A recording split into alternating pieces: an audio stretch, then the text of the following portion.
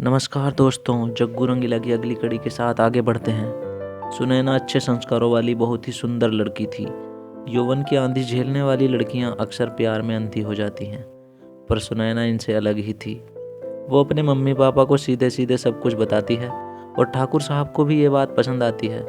वो अजय को एक सादे समारोह के बहाने से अपने निवास पर आने का निमंत्रण देते हैं। अजय समारोह में आता है। सुनैना तो विशेष रूप से अजय का स्वागत सत्कार करती है और फिर विशेष समय देखकर सज्जन ठाकुर सुनैना के विवाह का प्रस्ताव अजय के सामने रखते हैं। चूंकि अजय भी दिल ही दिल में सुनैना को पसंद करता था, परंतु उस समय वह संकोचवश इतना ही कह पाया कि वह अपने परिवार वालों और कुल पुरोहित, जो कि गुरुजी के नाम से अधिक विख्यात थे, उनकी उपस्थिति में इस शुभ कार्य को संपन्न कराया जाए। अजय के पारिवारिक कुल पुरोहित यानी गुरुजी अजय और सुनैना दोनों की कुंडली का मिलान करते हैं। सुनैना की ग्रहों की स्थिति देखते ही गुरुजी के माथे पर चिंता की लकीरें पड़ जाती हैं। सुनैना की कुंडली में अकाल मृत्यु योग का होना उनके लिए चिंता का विषय था। इसका निदान करना बहुत आवश्यक था। इसके विपरीत अजय की कुंडली में कुछ विशेष शक्तिशाली योग बन रहे थे, जो कि अजय के बाहुबल और प्रखर बुद्धि में परिलक्षित होते थे। गुरुजी द्वारा एक विशेष गुप्त यज्ञ का आयोजन करना और विशेष शक्तियों का आह्वान करना अब बहुत आवश्यक था। गुप्त यज्ञ का विधान करके गुरुजी ने उन समस्त शक्तियों को जिनका उन्होंने आह्वान किया था, उन्हें 2 कर्णफूल में समाहित कर दिया। अजय और सुनैना धूमधाम से हुए विवाहोत्सव में एक दूजे के हो चुके थे। गुरुजी उपहार स्वरूप वे दोनों कर्णफूल प्रत्येक को पहनने के लिए देते हैं और किसी भी स्थिति में उन्हें उनके शरीर से अलग न करने की सौगंध दिलाते हैं। गुरुजी के आशीर्वाद से अजय दिन प्रतिदिन उन्नति कर रहा था और उसकी जासूसी के कारनामे विश्वविख्यात होने लगे थे। धीरे धीरे समय पंख लगाकर उड़ता जा रहा था। अजय और सुनैना का प्रेम भी बहुत प्रगाढ़ हो चला था। समय के साथ साथ कलरव करते प्रेम से सराबोर होते हुए सुनैना गर्भ धारण करती है। उचित समय पर दोनों को पुत्र रत्न की प्राप्ति होती है। अब उनके जीवन की खुशियों का कोई अंत नहीं था।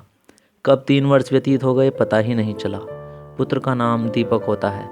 एक दिन अजय अपने परिवार के साथ अपने पुश्तैनी गांव जाने की योजना बनाता है।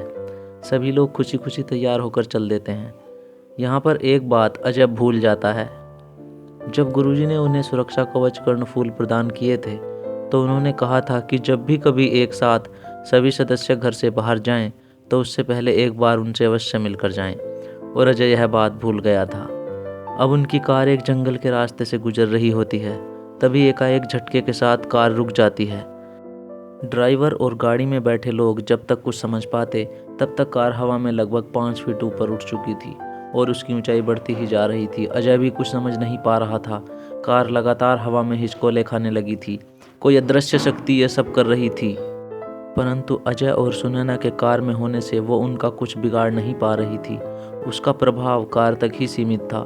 थोड़ी देर बाद कार आराम से नीचे आ जाती है, पर स्टार्ट नहीं होती है और अजय यहाँ पर एक और गलती कर बैठता है। वो कार से बाहर आ जाता है और चूंकि अजय बहुत ही साहसी और बलशाली है, इसलिए वो आसपास की स्थिति की पूरी जांच कर लेना चाहता है। गाड़ी में बैठे बाकी सदस्य बहुत घबराए हुए होते हैं। गाड़ी से बाहर अजय को अकेले देखकर सुनैना भी गाड़ी से बाहर आ जाती है और बच्चे को अजय की माँ की गोद में छोड़ देती है। अजय सुनैना को देखते ही कार में बैठने के लिए कहता है, पर तब तक शायद बहुत देर हो चुकी थी। गाड़ी हवा में उछलकर एक पेड़ से टकराती है और जमीन पर आ गिरती है। अजय के माता पिता को बहुत गहरी चोट लगती है। तभी एक रहस्यमयी छाया वहां प्रकट होती है और उसमें एक चेहरा दिखाई देता है। वो कोई और नहीं, रंगीला तांत्रिक होता है। भयानक हंसी की आवाज कानों के पर्दों को चीरती हुई पूरे जंगल को कपा देती है। तभी अचानक अजय के ऊपर एक अदृश्य प्रहार होता है और वो बहुत दूर जाकर पेड़ों से टकरा कर गिरता है और बेहोश हो जाता है। गाड़ी में जो बच्चा दीपक होता है, वही बस एक सुरक्षित होता है। अजय के माँ बाप वहीं दम तोड़ चुके थे। तभी बच्चा अचानक हवा में झूल जाता है। रंगीला की भयानक आवाज गूंजती है, सुनैना, अगर अपने बच्चे को जिंदा देखना है तो अपने कान के कर्णफूल को उतार कर फेंक दो, बच्चा तुम्हें मिल जाएगा।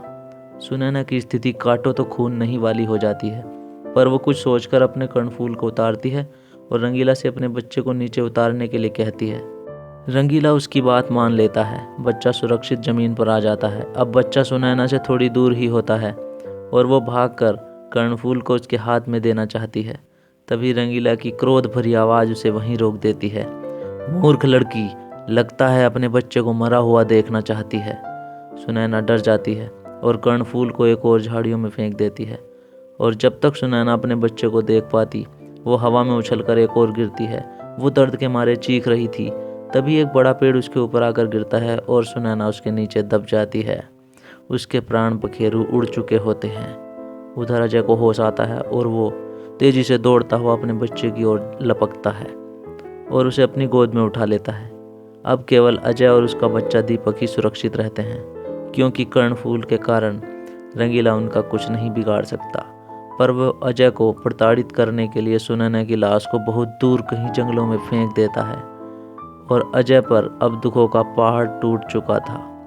उसका तो पूरा संसार ही उजड़ गया था।